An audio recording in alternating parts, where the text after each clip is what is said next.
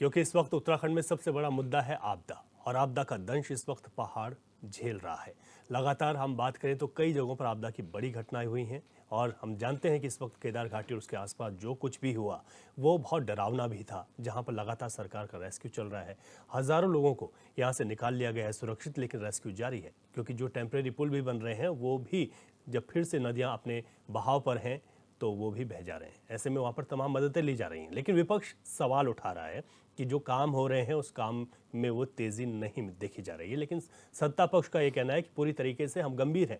मुख्यमंत्री लगातार स्थलीय निरीक्षण कर रहे हैं, ग्राउंड पर हैं, अधिकारियों से फीडबैक ले रहे हैं और लगातार काम को आगे बढ़ा रहे हैं। इसी को लेकर हम चर्चा करेंगे। मैं अपने तमाम मेहमानों का स्वागत कर लेता हूँ। हमारे साथ 3 पॉलिटिकल पार्टीज के प्रवक्ता मौजूद हैं। हमारे साथ सत्यवीर चौहान जी हैं, सर बहुत स्वागत है आपका। हमारे साथ गिरिराज किशोर जी कांग्रेस से हैं, बहुत स्वागत है। दीपक रावत जी हमारे साथ यूकेडी से हैं, बहुत स्वागत है। वरिष्ठ पत्रकार हमारे साथ आरिश मैखुरी जी हैं, आपका बहुत बहुत स्वागत है सर। मैं सबसे पहले सत्यवीर चौहान जी, भाजपा के प्रवक्ता, आपसे शुरुआत कर लेता हूं। जो रेस्क्यू ऑपरेशन चल रहा है लगातार, चाहे एमआई की बात करें, हम चिनूक की बात करें, उसके माध्यम से हज़ारों लोग, जो संख्या करीब 12-13 हज़ार है, वहाँ लोगों को सुरक्षित निकाल लिया गया। सवाल ये है विपक्ष का कि ये कब तक रेस्क्यू चलता रहेगा, एक आंकड़ा क्यों नहीं आप देते, कितने लोग फंसे हुए हैं, इतना वक्त हो गया, 31 जुलाई को भारी बारिश हुई थी।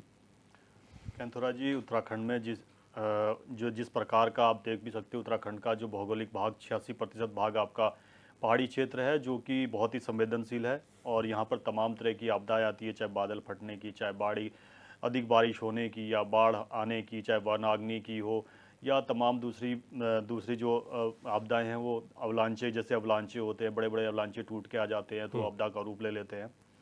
ये उत्तराखंड में लगातार चलता हुआ आ रहा है। खासकर ये बरसात के समय ज़्यादा ये प्रकोप अपना बढ़ा देता है।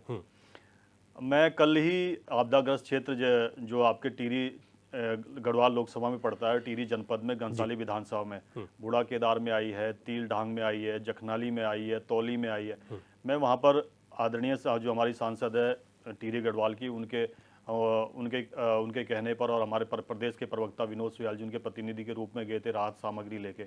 वहाँ देख के मुझे बड़ा अच्छा लगा कि जिस प्रकार से बिना काल में तौली और तिल ढांग का जो राहत कैंप बनाया गया है, वहाँ पे सभी प्रकार की व्यवस्थाओं की गई है। और सबसे महत्वपूर्ण, जिला प्रशासन की प्रशंसा करना चाहूँगा कि जो तिल ढांग गाँव था और तौली गाँव था, उसको पहले ही खाली करवा दिया कि वहाँ पर आपदा का बड़ा रूप लेता, वहाँ पर जनहानि होने से बचाया। वहाँ 1-2 जनहानि भले हुई है कि एकदम से पहाड़ आता है।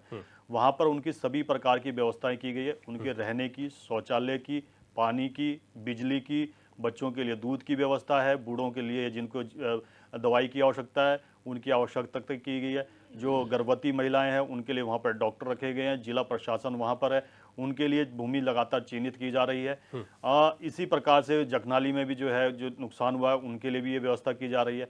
हम पहले दिन से ही आदरणीय मुख्यमंत्री जी इस काम में लगे हुए हैं, और इस काम में चाहे केदारनाथ में जो आई है, जो हमारा 21 किलोमीटर का ट्रैक है, वहाँ पर एसडीआरएफ भी है, एनडीआरएफ भी है, डीडीआरएफ भी है, और 6 ग्रेनेडियर्स को लगा दिया गया, जो सेना की है 6 ग्रेनेडियर की, वो रास्ते को जो हमारे राजमार्ग है, जो वहाँ के जो रास्ते जाने के हैं, उसको साफ करने के लिए लगा दिया कि वो रास्ते खुल सके।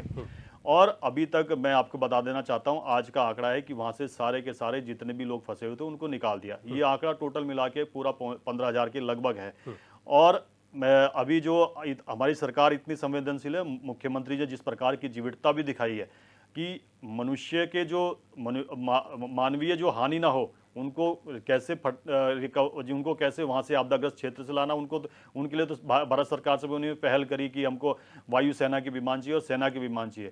भारत सरकार ने हमारी मदद करी, हमको एक चिनूक हेलीकॉप्टर दिया, और उसमें हमको VI-17 V5 भी हमको दिया, MI-17 दिया हमको। और वो उनसे हमने वो सारे जितने भी उनको निकाला, उसके अलावा उन्हें 5 और हेलीकॉप्टर लगाए। ये तो है ही। हमने जो रास्तों में फंसे हुए जो पशु थे उनके लिए भी हमने चारे की व्यवस्था करी।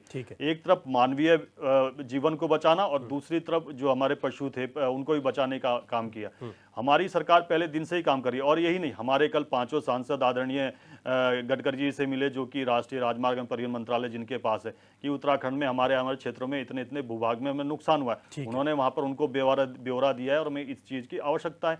हमारे चाहे MP हो, चाहे प्रदेश के मुख्यमंत्री हो, या कैबिनेट मिनिस्टर हो, या प्रभारी मंत्री हो, प्रभारी मंत्री बहुगुणा जी अपने केदारनाथ को पूरा दौरा करके आए और प्रभारी मंत्री हमारे प्रेमचंद अग्रवाल जी गए, गणेश जोशी जी गए और मुख्यमंत्री खासकर तीन बार ग्राउंड पे गए। इसलिए कह रहा हूं कि कांग्रेस के प्रवक्ता की मैं बाइट सुन रहा था, वो कह रहे थे कि धरातल पर जाएं। मुख्यमंत्री जी खुद 3 बार धरातल पर होके आए हैं। तो मेरा ये आग्रह है कि जिस प्रकार से हिमाचल में आपदा आई है, एक रचनात्मक विपक्ष का जो रवैया होना चाहिए था, संवेदनशील नागरिक का जो रवैया होना चाहिए था, जिस प्रकार से हमारे जो हम विपक्ष में हिमाचल में वहां पर जिस प्रकार से हम वहां पर साथ दे रहे हैं सरकार का, वैसे यहाँ उत्तराखंड में तो मुझे कहीं देखने को नहीं मिला कि भाई एक रचनात्मक विपक्ष, एक मानवीय पहलू की तरफ वो आते हमारे सरकार के साथ। किशोर जी, आपकी जो पार्टी के बड़े नेता भी आरोप लगा रहे हैं, प्रवक्ता भी कह रहे हैं, और आपका क्या स्टैंड है पार्टी की ओर से कि यहाँ पर भाजपा ने बता दिया कि मुख्यमंत्री वहाँ पर कितने बार चले गए, स्थलीय निरीक्षण, हवाई निरीक्षण, तमाम चीज़ें कर रहे हैं, पूरे केंद्र की मदद आपने देख ली, चिनूक और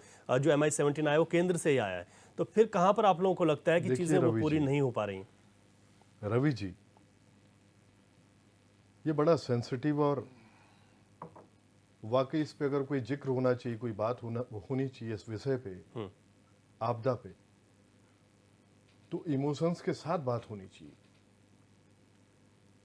कुछ बातें निश्चित रूप से इस समय पर्वतीय क्षेत्र जो है वो आपदा का दंश झेल रही है। जो जनमानस वहां पे वास कर रहा है वो बहुत बड़ा दंश मैं इसको मानता हूं जी। नेचुरल क्लैमिटी जो है, फ्लड आना, बादल फटना। आज रवि जी, अगर कांग्रेस पार्टी विपक्ष में है, हम लोग अगर सवाल हम लोग सरकार के बीच में रखते हैं तो वो सरकार जो रूल कर रही है वो भाजपा है। भाजपा के सामने सवाल रखना जी, और इस बात को वाकई रखना, जो बार बार शायद डिबेट्स में ये बातें आती हैं रवि जी, कि आप लास्ट मोमेंट में अलर्ट होते हैं।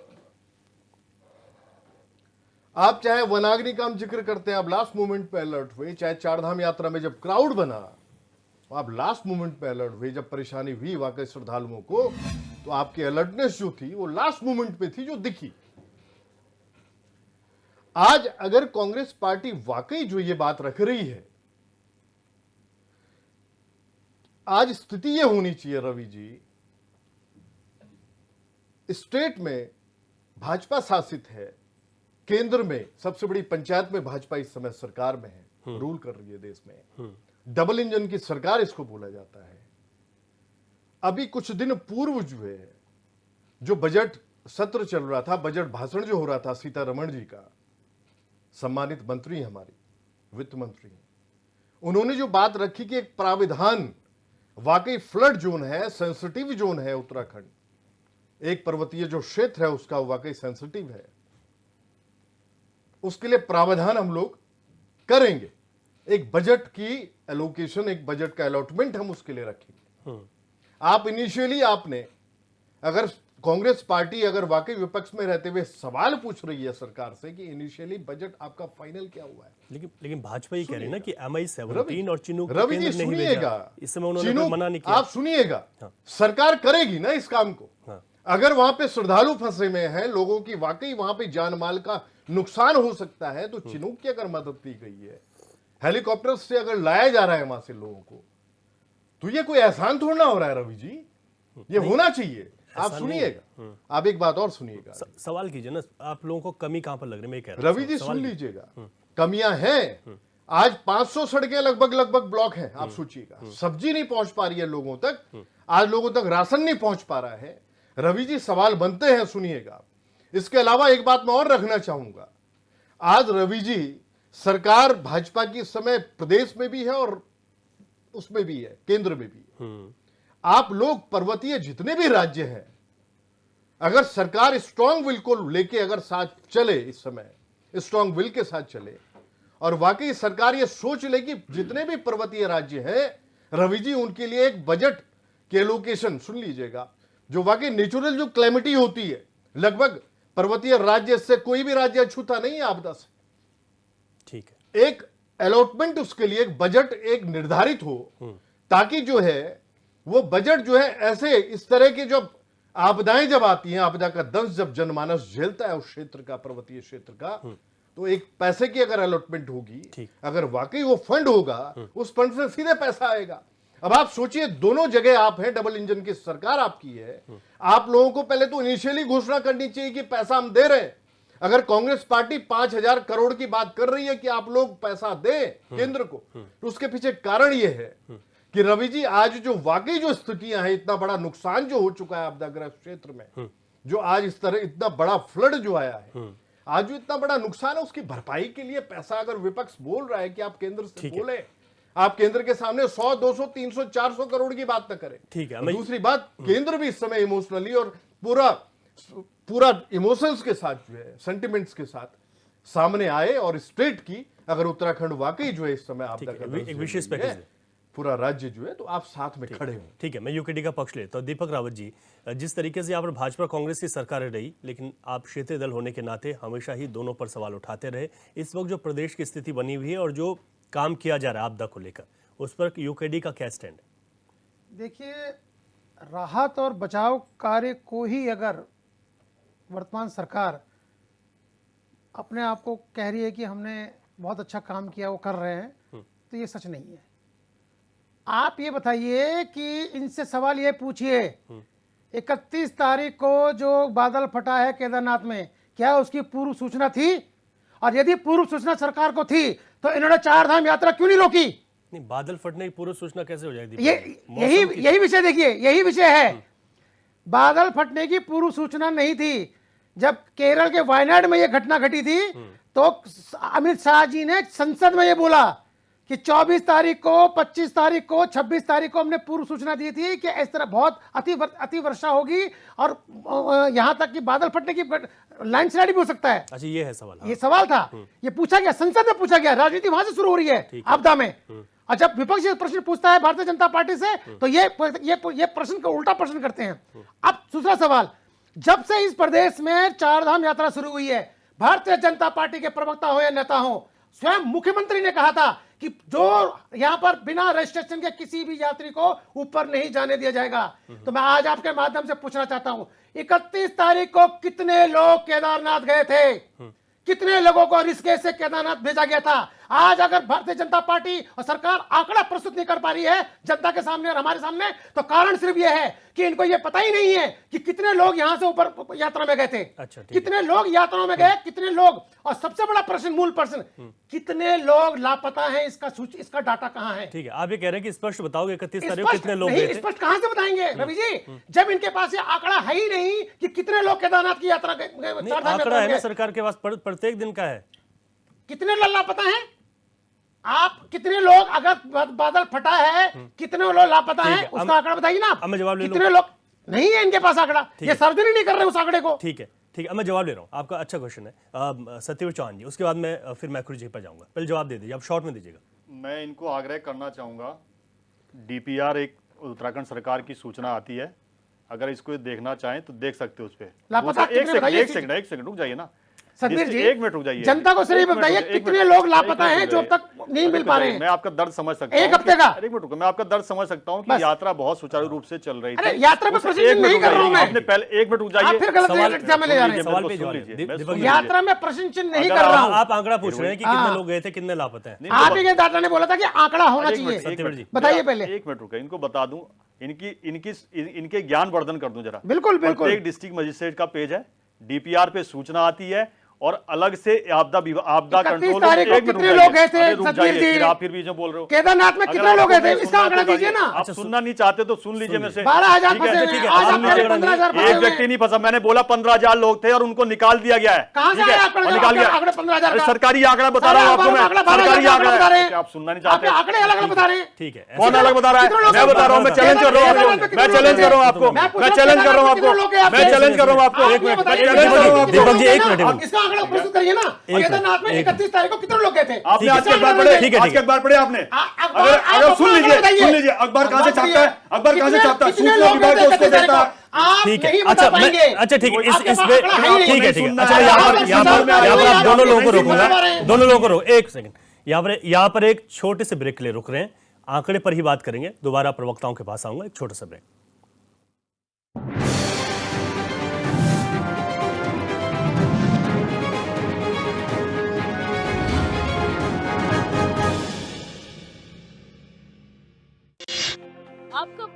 न्यूज चैनल HNN 24/7 अब टाटा प्ले के चैनल नंबर 1141 पर भी उपलब्ध है।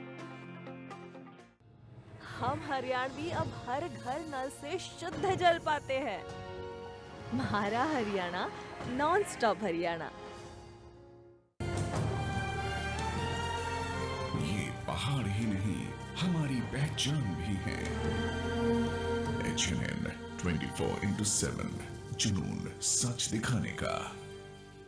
प्रधानमंत्री नरेंद्र मोदी के मार्गदर्शन एवं मुख्यमंत्री पुष्कर सिंह धामी जी के कुशल नेतृत्व में उत्तराखंड सक्षम एवं सशक्त राज्य के रूप में आगे बढ़ रहा है। संपूर्ण समावेशी विकास के लक्ष्य को हासिल करने के लिए चलाई जा रही योजनाओं में सुधार करने और उन्हें जन जन तक पहुंचाने का काम तेजी से किया जा रहा है।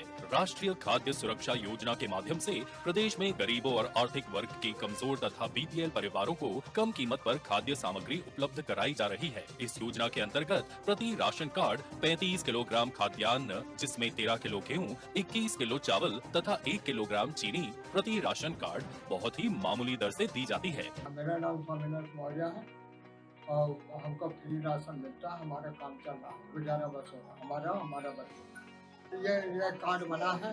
कार्ड के मुताबिक मतलब का हमको सामान मिलता है। ये सरकार की योजना चलती रहे और बहुत बहुत धन्यवाद है, आगे भी चलाने। मेरा नाम कमलेश है। खादी योजना वाला राशन मुझे 15 किलो चावल 10 किलो गेहूँ मिलता है।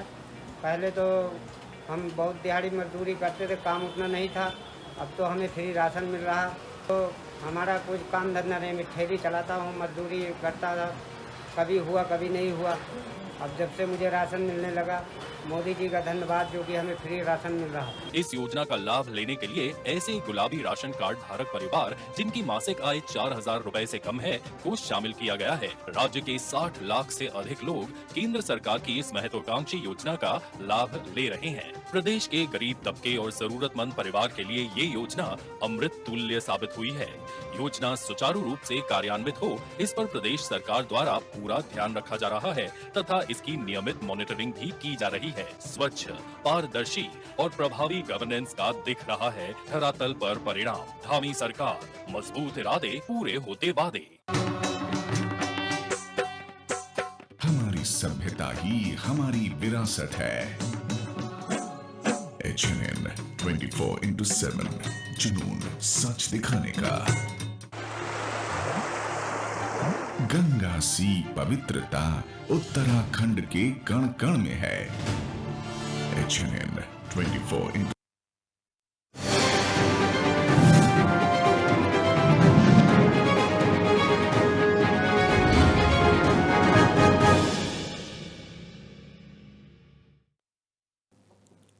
ब्रेक के बाद आपका स्वागत है। हमारी चर्चा लगातार जारी है क्योंकि इस वक्त विपक्ष के तौर पर भी देखिए तो कांग्रेस का ये कहना है कि हम राजनीति नहीं कर रहे हैं, लेकिन सलाह दे रहे हैं सत्ता पक्ष को और सत्ता पक्ष से कुछ सवाल पूछ रहे हैं क्योंकि ये उनका धर्म भी है जिसको वो निभा रहे हैं। हमारी चर्चा लगातार जारी है, तमाम मेहमान हमारे साथ जुड़े हुए हैं। अभी बात हो रही थी आंकड़ों की, अब मैं उससे थोड़ा सा आगे बढ़ जाता हूँ क्योंकि मैं हरीश मैखुरी जी पर जा रहा हूँ। एक सवाल मैं उनसे ले लेता हूँ। हरीश मैखुरी जी, जिस तरीके से अगर हम देखें इस वक्त प्रदेश में जो बातचीत चल रही है, चाहे वो आंकड़ों को लेकर हो, विपक्ष के सवाल हो, सरकार हो, बड़ा मुद्दा आपदा है। प्रदेश में आपदाएं आती रही हैं, आती भी रहेंगी, लेकिन हमारा क्या तैयारी, सिस्टम क्या कर रहा है, सवाल ये।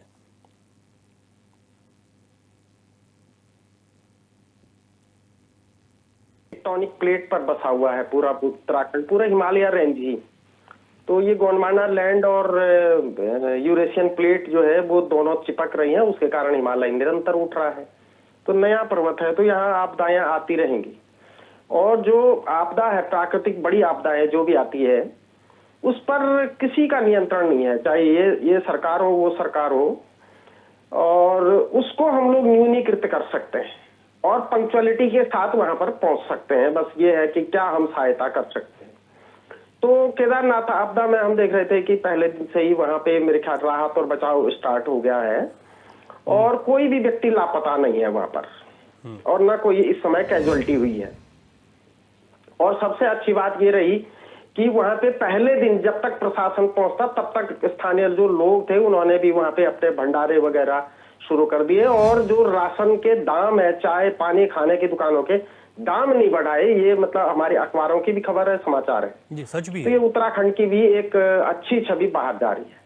दूसरा जो है, जो पैदल मार्ग है वो बड़ा क्षतिग्रस्त हुआ है। गौरी कुंड का हमारा जो कुंड था प्राचीन, वो भी क्षतिग्रस्त हुआ है, अचानक से बादल फटा हुआ है। तो निश्चित रूप से वहां पे बड़े पैमाने पर राहत और बचाव की कार्य की आवश्यकता है और सभी के सहयोग की भी आवश्यकता है। और प्रशासन के मतलब जो जितना एनडीआरएफ है जो वो है वो कम पड़ जाएंगे अगर हम सारी प्रोसेस को देखते हैं। बड़ी कठिन यात्रा है,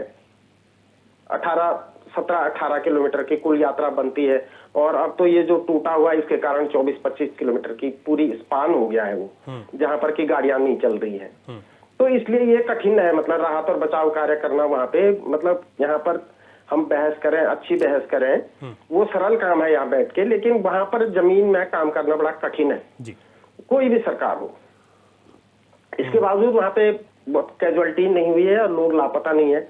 अब जो है, जो सरकार का सर्विलांस सिस्टम है उसमें आंकड़ों का सिस्टम हो गया। केदारनाथ आपदा जब आई थी ना पिछली बार जी, तो 4 दिन बाद जो है पहली बार मुख्यमंत्री वहां पहुंचे थे।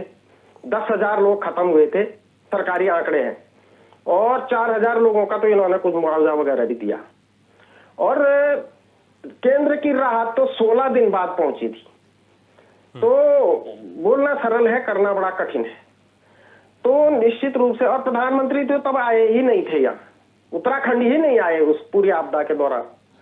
तो एक तरह की हम अगर कंस्ट्रक्टिव चर्चा करें तो केदारनाथ को हम किसी भी स्थिति में विवादास्पद ना बनाएं। यात्रा आज से वहां पे शुरू हो गई है, हेलीकॉप्टर से सेवा शुरू हो गई है, लोग आने चाहे तो आ सकते हैं। बद्रीनाथ में भी 9-10 तारीख को नरनारायण जयंती है, बद्री केदार मंदिर समिति तैयारी कर रही है। यात्री जो आना चाहता है वो आ सकता है। थोड़ा यात्रा मतलब हम लोग, जो हमारा प्राचीन पद्धति है, हम लोग चातुर्मास में ये बताया गया है कि ज्यादा यात्रा अगर बहुत आवश्यक नहीं है तो नहीं करनी चाहिए। पूस की प्रभात, सावन की रात यात्रा वैसे भी वर्जित है हमारे यहाँ, सनातन धर्म के तीर्थों में भी, माइथोलॉजी में भी, और चातुर्मास में भी। यदि बड़ा आपको बहुत इमरजेंसी नहीं है तो यात्रा नहीं करनी चाहिए। तो वैसे ही उत्तराखंड में भी जब 15 जून के बाद थोड़ा सा यात्रा कम हो जाती है, और आजकल वैसे ही कम है। और उस दिन भी करीब इन्होंने 11-12 हजार लोग जो है वो एवैक्यूएट किए हैं, निकाले हैं वहां से। MI-17 लगा हुआ है, मिलिट्री वहां लग गई है, जो हमारा एनडीआरएफ है, पूरा सिस्टम लगा हुआ है। लेकिन इसके बावजूद अभी तक भी यात्रियों को निकालने का सिलसिला जारी है। तो वो इसलिए है कि पैदल, और वो ठहराए गए हैं, और पैदल भी है सारा, मतलब 24-25 किलोमीटर बनता है पैदल, और रास्ता नहीं है, बिल्कुल भी नहीं।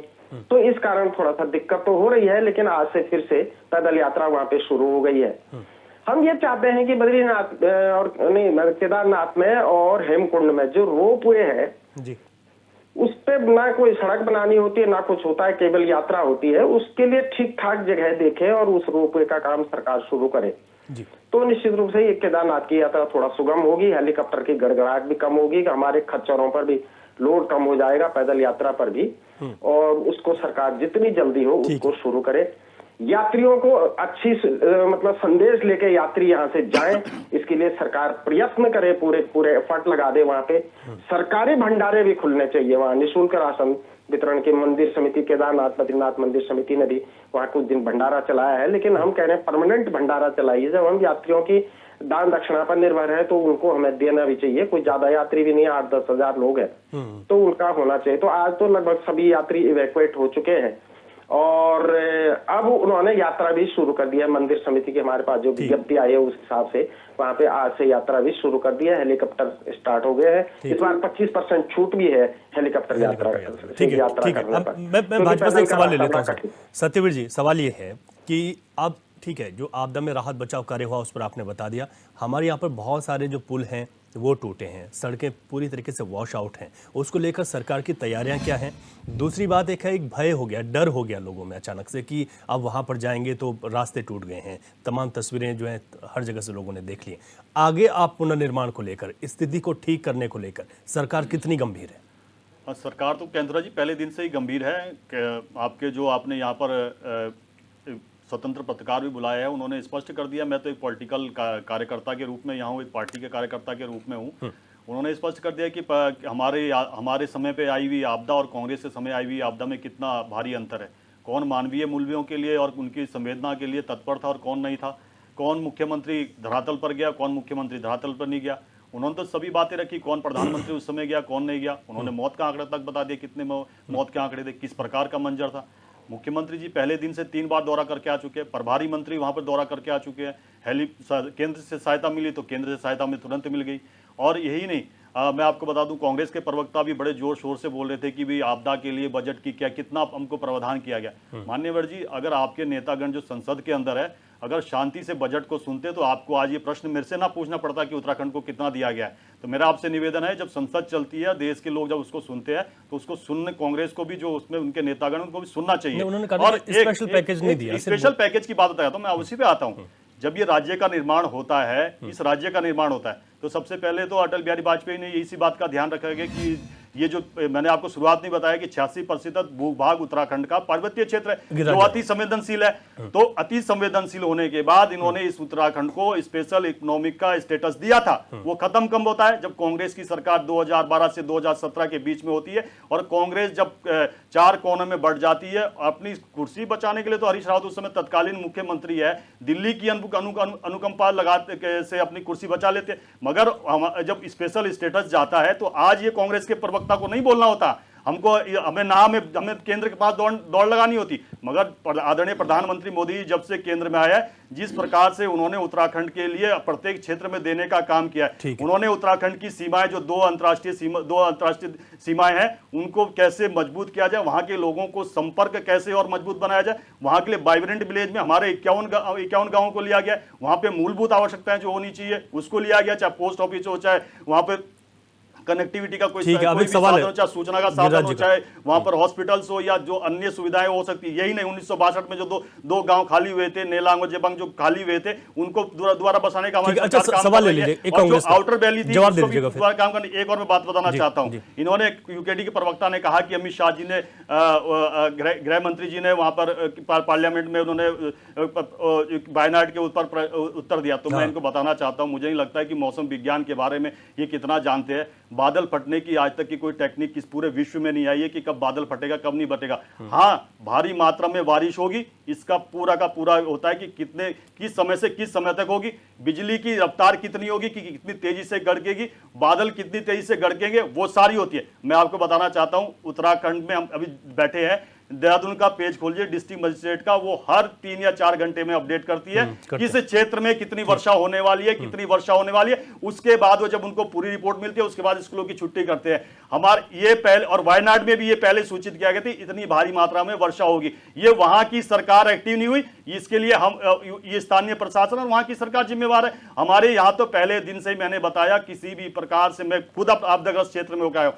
अगर हम त्वरित न होते तो पूरा का पूरा गांव कोलैप्स कर जाता और कितनी बड़ी जनहानि होती, उसके ऊपर हम चर्चा कर रहे होते। और मैंने कहा ये फिर से ये यात्रा ना सुचारू रूप से हो सके उसके लिए कैसे भ्रम फैलाया जाए। यात्रा शुरू होती है तो तब भी भ्रम होता है, यात्रा में किसी प्रकार का अगर ये मौसम के कारण विघ्न होता है तब भी यात्रा कैसे बाधित की जाए। और मैं आपको बता दूं, पूरी 4 धाम यात्रा में अभी तक 32 लाख लोगों ने यात्रा कर ली है। कांग्रेस के समय का आकलन कर लीजिए कि कितने लोग गए थे पूरे कार्यकाल का। गिरिराज जी का एक सवाल है, किसी प्रकार की भी अनहोनी ये दिखाता है कि मुख्यमंत्री की जीविका। सवाल सुनिए गिरिराज जी, बताइए, हो गए, चुप हो गए। रवि जी देखो, भाजपा के प्रवक्तागण हों, चाहे भाजपा की जो लीडरशिप है, स्पष्टीकरण पे स्पष्टीकरण है, क्लेरिफिकेशन पे क्लेरिफिकेशन। अभी मैं मैखुरी साहब को सुन रहा था, मैखुरी जी एक बात को छूते हैं जरूर। 13 की जो आपदा थी, कांग्रेस पार्टी का वो जिक्र करते हैं, हमेशा करें वो जिक्र, बहुत अच्छी बात कि साहब जो है मुख्यमंत्री जो है 4थे दिन पहुंचे, केंद्र ने कोई सहायता नहीं दी या जो भी वो अपनी तरफ से अपनी पार्टिसिपेशन रखते हैं, मैं सुनता हूं जब भी उनको, छूते हैं इस पॉइंट। 13 में आप स्वयं सोचिए, जो फ्लड था, आपने स्वयं भी अगर उसको देखा है, भीषण आपदा थी। हमारे मुख्यमंत्री पहले विजय बहुगुणा थे। आज अभी मैं सुन रहा था, अभी भाजपा के एक प्रवक्ता जो है अभी बोल रही थी, उनको मैं सुन रहा था, उनका जो स्टेटमेंट था कि साहब उस समय जो है बड़ा भ्रष्टाचार हुआ है, 13 में विजय बहुगुणा उस समय मुखिया थे, प्रदेश के मुख्यमंत्री थे। आज भाई अगर वाकई उस समय भ्रष्टाचार हुआ, आज वो आपके पास हैं विजय बहुगुणा जी, उनको लेके आप बैठे हुए हैं पार्टी में, वो पार्टी में है, आप पार्टिसिपेशन है पूरी उनकी आपकी पार्टी में। उनके पुत्र जो है इस समय कैबिनेट मिनिस्टर भी हैं, सुन लीजिएगा।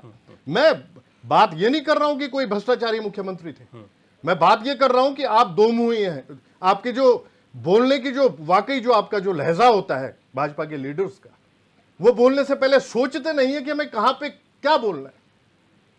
आज जो स्थितियां आपको बताऊं मैं, अब ठीक है, अच्छी बात है, अगर ऐसा कुछ था तो वो इस समय बिल्कुल ठीक अच्छी जगह पे पहुंचे हुए भाजपा में, अगर ऐसी स्थितियां थी उस समय। उसके बाद हरीश रावत जी आए, मुख्यमंत्री मुखिया हमारे बने प्रदेश के। आपने देखा रवि जी, पैदल यात्राएं, उस यात्रा में अगर कोई पैदल चला है मुख्यमंत्री, निश्चित रूप से केदारनाथ केदार बाबा की पैदल यात्राएं उन्होंने की, हरीश रावत जी ने 2 और 3 बार। सुन लीजिएगा वो उसका कारण क्या था, उसके मूल में कि वाकई पूरे विश्व भर में, पूरे हिंदुस्तान में एक मैसेज पास ऑन हो कि नहीं डरो मत, आप केदार बाबा के दर्शन करने आ सकते हैं।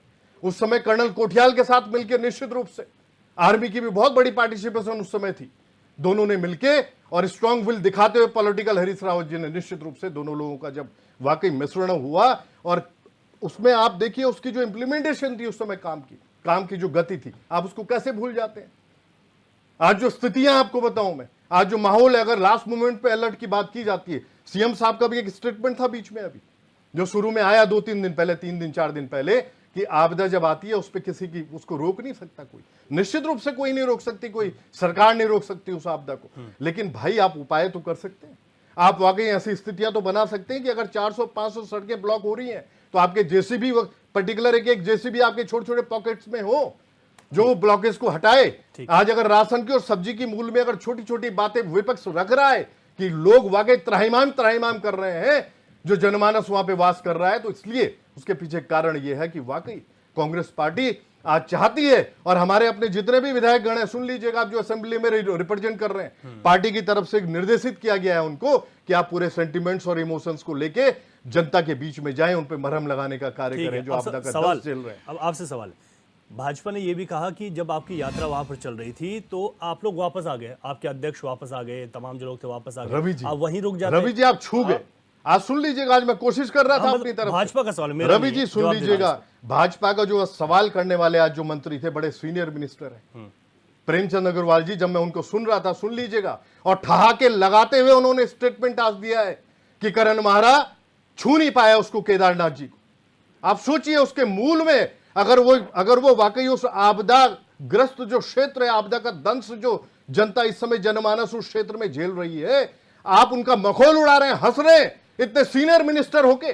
आप सोचिए रवि जी, और करण महारा को उसके मूल में लाके सुन लीजिएगा, आप सुनना पड़ेगा रवि जी, आप लोग रुक जाते हैं वहीं पे, आप थोड़ा सा सुनना पड़ेगा, सुन लीजिएगा आगे। आज निश्चित रूप से जो यात्रा थी हम लोगों की, आज जो यात्रा के पीछे एक कारण था, सुन लीजिएगा, 4 शंकराचार्यों में से एक शंकराचार्य ने बोला, और जो बात उठ रही थी वाकई धुआं उठा था कि 228 किलो सोना चोरी हुआ है। आपने सुन लीजिएगा, आलू से सोना बनाने वाले, सुन लीजिएगा, आप लोगों ने कोई सुनो, और आप लोगों के लीडर तो ये तक बोल गए कि अगर रिपोर्ट आई भी है तो सार्वजनिक नहीं की जाएगी। ऐसी स्थितियां आपकी सरकार ने बनाई। सुन लीजिएगा, एक सेकंड, सुन लीजिए भाजपा का सवाल, रवि जी, अखबारों में छप गया, रवि जी सुन लीजिएगा, मैं एक बात रखना चाहूंगा, और बड़े बहुत अच्छे से बड़े सरल तरीके से एक बात रखना चाहूंगा। मैंने पार्लियामेंट पे, संसद में सुषमा स्वराज जी का भाषण मैंने सुना, सुन लीजिएगा, उन्होंने बोला था उस बीच में एक स्पीच उनकी अगर आप उठा के देखते हैं कि आपने धारी देवी को उठाया था, लिफ्ट किया था, ये बात उन्होंने रखी थी, सुनो, पार्लियामेंट में रखी उन्होंने, मैं ये नहीं कह रहा हूं आपसे। आज अगर वाकई जो स्थितियां आप लोगों ने बना दी, आपका इतना सीनियर मिनिस्टर अगर ये बोल रहा है ठहाके लगाते हुए, हंसते हुए, कि इस मूल में इसके जो कारण है वो करण महारा है, पीसीसी अध्यक्ष, जो एक यात्रा को लेके जाते हैं, जन सैलाब उनके साथ उमड़ता है, और सारी यात्रा सुचारू तरीके, सतत एक यात्रा जो थी वाकई हरिद्वार से शुरू होके और केदारनाथ जी तक वो पहुंचते हैं, निश्चित रूप से पहुंचते हैं, क्योंकि आस्था पूरी तरह से हम लोगों की विद्यमान थी उस यात्रा में। और आप ये बोल के अगर व्यंग कसते हैं एक सीनियर मिनिस्टर, आप यहाँ का कैबिनेट जो मिनिस्टर है, कि अगर ये बोल के अगर हंसते हुए, ठाके लगाते हुए अगर वाकई इस बात को रखते कि नहीं, इसके मूल में करण महारा है, जो वहां पे जो फ्लड आया है, केदार बाबा ने उनको एक्सेप्ट नहीं किया। आप सोचिए, आप कितना बड़ा दंश इस समय उस क्षेत्र का वासिंदा झेल रहा है। और ये भाजपा के जो मंत्रीगण हैं, सुन लीजिएगा रवि जी, ये लोग लग्जरी लाइफ जीते हैं। सुन लीजिए, इनके जितने विधायक हैं और जितने मंत्रीगण हैं वो लग्जरी लाइफ जी रहे हैं, एसी से बाहर नहीं निकल रहे हैं, अपनी अपनी असेंबलीज में जाके पर्वतीय क्षेत्र में आप जाना, आप निश्चित रूप से आपको गवारा नहीं होता है, और यहाँ बैठ के आप ऐसी बातें करते हैं। ठीक है, ठीक। दीपक राव जी आपका सवाल। देखिए, दो सवाल थे। एक तो निश्चित रूप से ये मानना पड़ेगा कि हमारा जो प्रदेश है वो आपदाग्रस्त प्रदेश है। ये आपदा पहली बार, हर साल हम इनका सामना करते हैं। तो जो वर्तमान सरकार है, मुख्यमंत्री जी ने एक अलग से पैकेज मांगा है। बजट के टाइम भी बोला था कि अलग से हमें एक आपदा पैकेज, एक राहत पैकेज दिया जाए। और अब तो खैर जब आपदा आ गई है तो राहत पैकेज मिलना अनिवार्य है कि मिलना चाहिए। एक चीज़ जब हमारे भारतीय जनता पार्टी के प्रवक्ता कह रहे थे, वो कांग्रेस पे आरोप लगा रहे थे कि जब कांग्रेस आई तो उन्होंने जो विशेष राज्य का दर्जा था वो ले लिया, और उसके ऊपर वो कटाक्ष कर रहे थे कि इस प्रदेश को जरूरत थी। तो मैं आपके माध्यम से पूछना चाहता हूँ, जब डबल इंजन की सरकार है, दो बार, तीन बार, दो बार आपको 5 सीटें ऐसे जिता गई, क्या कारण है कि आज हमें विशेष राज्य का दर्जा क्यों नहीं मिल रहा है? क्या इसकी जरूरत नहीं है? क्या इस प्रदेश को विशेष राज्य के दर्जा, अगर कांग्रेस ने गलती करी है, अगर कांग्रेस ने विशेष राज्य का दर्जा नहीं दोबारा से रिटेन नहीं करा या ले लिया, तो भारतीय जनता पार्टी की जिम्मेदारी नहीं बनती कि इस प्रदेश को विशेष राज्य का दर्जा दे? क्या कारण है कि पिछले 2 बार सरकार बना चुके हैं पर विशेष राज्य के दर्जे की बात भारतीय जनता पार्टी कांग्रेस के ऊपर तो थोपती है, लेकिन स्वयं जिम्मेदारी से बचती है कि वो आज जब केंद्र में उनकी सरकार है तो इस राज्य को क्यों नहीं मिलता? ये प्रश्न पूछना चाहिए ना, कि जब आप दूसरे से प्रश्न पूछते हैं, भारतीय जनता पार्टी प्रश्न पूछ रही है कांग्रेस से, तो स्वयं अपने आप से पूछिए कि क्या कारण है कि विशेष राज्य का दर्जा इस प्रदेश को क्यों नहीं दिया जा रहा? केंद्र में आप ही की है, मैं तो आपके माध्यम से पूछूंगा कि क्यों नहीं किया जा रहा है? ये दोहरा मापदंड, दोहरा चरित्र इस प्रदेश के लिए क्यों भारतीय जनता पार्टी रख रही है? सत्यवीर चौहान जी, 2014 से तो आप लोग हैं केंद्र में, 17 से यहाँ पर हैं। आप कह रहे हैं कि विशेष राज्य का दर्जा, मैं आपको बता दूं कि जब से हमारी सरकार उत्तराखंड में और केंद्र में है, इस प्रदेश को क्या क्या मिला है मैं आपको आप समझ जाओगे, मेरे भाव को समझ जाओगे। आपके भाव को नहीं समझना है हमने, आप नहीं समझो, आपके दर्शक भारतीय जनता पार्टी के भाव को प्रदेश नहीं जानना चाहता है। ये प्रदेश विशेष राज्य का दर्जा भारतीय जनता पार्टी क्यों नहीं दिला पा रही है? इस पे बात करिए। वो कह रहे हैं कि नहीं दिया, लेकिन बहुत कुछ किया, दिला सकते हैं या नहीं, इस पे बात करिए। एक सेकंड, ठीक है, आप सुनिए। मैं इनको बता दूं कि जब से हमारी सरकार यहाँ पे आई है और केंद्र में आई है, उत्तराखंड को क्या क्या मिला है, जो कि अन्य फिर से या तो सुन लीजिए या तो आप ही बोल लीजिए, या तो आप ही बोल लीजिए। चलो इनको 5 मिनट और दे दीजिए, इनको 5 मिनट और दे दीजिए आप। ठीक है, विशेष राज्य का दर्जा पूरा कर लेंगे। विशेष राज्य का दर्जा भारतीय जनता पार्टी इस प्रदेश को दिलाने की कोशिश कर रही है। ये प्रश्न आप 10 बार बोल चुके हो। अगर आपको 10 बार के बाद यही करना है तो कर लीजिए, 11 विशेष राज्य का 10 बार सुनने के बाद ही बोल रहा हूँ। अभी तो मिला नहीं, भाजपा की सरकार है, लेकिन अब ठीक है वो सुनना पड़ेगा ना। वो ये कह रहे हैं कि हमने क्या काम किया है, कुछ बड़े काम जो कांग्रेस से हटके वो सुन लेते हैं। अभी हम आपदा पे ही बात कर रहे हैं ना, आपदा पे बात कर रहे हैं, 4 धामों की बात कर रहे हैं, केदारनाथ का प्रमुखता से उसमें बात कर रहे हैं, यमुनोत्री से हमारा पहला यात्रा शुरू होती है, बद्रीनाथ में हमारी आखिरी यात्रा संपन्न होती है। हमारी सरकार 2000, 2010 और 11 में जब इस प्रदेश के मुख्यमंत्री खंडूरी जी होते हैं और निशंक जी होते हैं, हमने तय किया था कि यमुनोत्री के लिए रोपवे का, हमने रोपवे का केंद्र सरकार से भी परमिशन ली, हमने सैंक्शन दिलवा दिया। ये क्या ऐसा कांग्रेस के कालखंड में ऐसा दुर्भाग्य था उत्तराखंड का कि हरीश रावत ने उस समय रहते हुए उसको कैंसिल कराया और मुख्यमंत्री पुष्कर सिंह धामी जी ने उसको फिर केंद्र में जाके फिर उसके लिए किया है। और यही नहीं,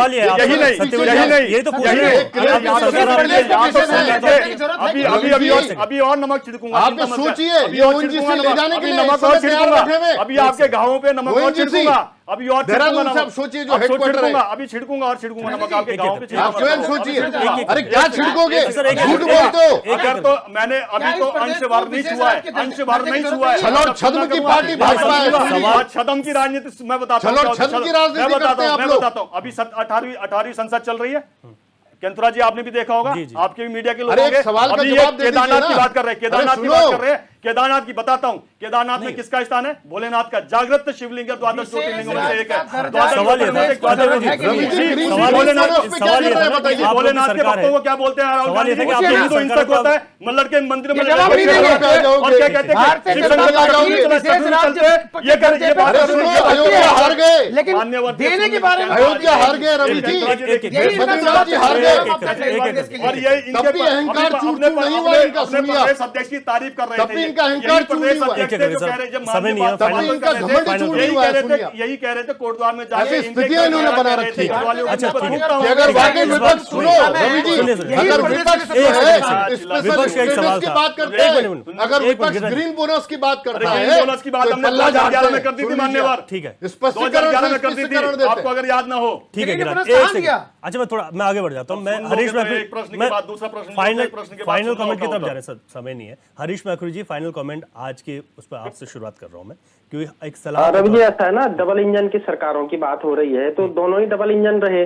40 साल कांग्रेस की डबल इंजन सरकार रही, 12 साल 13 साल भारतीय जनता पार्टी की डबल इंजन सरकार को हो गया है। हाँ। तो दोनों ही दल अपने आप ही यहाँ पे बोल रहे हैं कि उत्तराखंड भाई बहुत पिछड़ी हुई स्थिति में है आज भी। तो 40 साल की जिम्मेवारी कांग्रेस की है, 13-14 साल की जिम्मेवारी भाजपा की है। दोनों दल अपने दायित्वों से बच नहीं सकते। उत्तराखंड यदि पिछड़ा है ना, तो दोनों ही दल जिम्मेदार हैं उसके लिए। और अब तो थोड़ा कुछ गांव में सड़क भी बन गई। पहले जब हम उत्तर प्रदेश में थे ना, साल भर में एक दिन मुख्यमंत्री कभी दिखता था उत्तराखंड में पूरे। तो इसीलिए तो उत्तराखंड मांगा कम से कम मुख्यमंत्री अभी यहाँ है। आपकी अप्रोच भी हो सकती है। और जहां तक मैं एक चीज जरूर कहना चाह रहा हूँ, उत्तराखंड के माननीय मुख्यमंत्री जी को सुझाव जरूर देना चाह रहा हूँ कि उत्तर प्रदेश के योगी है ना, तो योगी महाराज जी जो है अपने सिद्धांतों पर प्रदेश के हित में बिल्कुल कड़क होके केंद्र से अपनी योजनाएं लेते हैं, कड़क होके बात करते हैं। असम के हेमंत बिस्वा है, कड़क होके अपनी योजनाएं लेते हैं, कड़क होके बात करते हैं। उत्तराखंड को भी थोड़ा सा इनसे सीख करके केंद्र में भाई इतना पिछड़ा हुआ हमारा राज्य है, 8 राज्यों में 72 साल से, आप दोनों ही 72 साल के लिए जिम्मेदार है, एक उद्योग नहीं है, तो लगाओ कुछ करो यहाँ।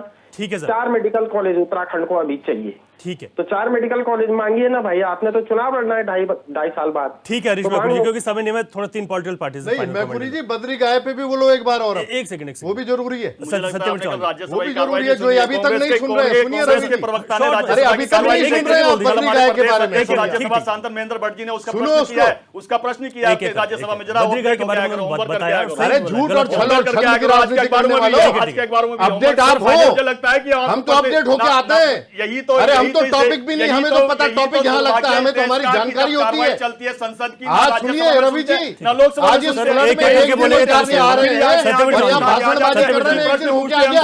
जब वहाँ पे उत्तर दिया जाता अरे हम फ्लड में रहने वाले आप लोग दोनों लोगों की हैं। बात है। दीपक राव जी, सुनिए, देखिए भारतीय जनता झूठ और छल और छद्म से देख लिया अभी कल ही राज्यसभा में उठा, एक दिन नहीं बीता अभी। दीपक जी का लास्ट भारतीय जनता पार्टी लगातार इस सवाल से बच रही है कि क्या इस प्रदेश को विशेष राज्य का दर्जा की जरूरत नहीं है। आज की जिस ग्रीन बोनस की बात आई थी, क्या उसकी जरूरत नहीं है? आज की सरकार और रही बात बैठी है, दूसरे का प्रश्न करना और स्वयं में उस प्रश्न का जवाब नहीं देना, दोहरा मापदंड दिखाता है इस प्रदेश के लिए। ठीक है, आप जाकर दंश झेल रही है जनता, उनको इनिशियली एक पैकेज दिलवाओ। ठीक है सर, ठीक है। मैं बहुत धन्यवाद करना चाहूंगा सर मेहमानों का, सत्यवीर चौहान जी, गिरिराज किशोर जी, दीपक रावत जी और हरीश मैखुरी जी, आप सबका बहुत शुक्रिया।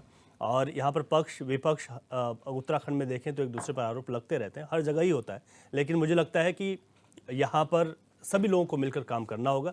सत्ता में जो पार्टी कोई भी हो, इस वक्त भाजपा है, उनको विपक्ष की बातें सुननी होंगी, विपक्ष को भी ऐसे सुझाव और सलाह देने होंगे जो कि प्रदेश हित में हो। क्वेश्चन आवर में आज के लिए इतना ही, इजाजत दीजिए, नमस्कार।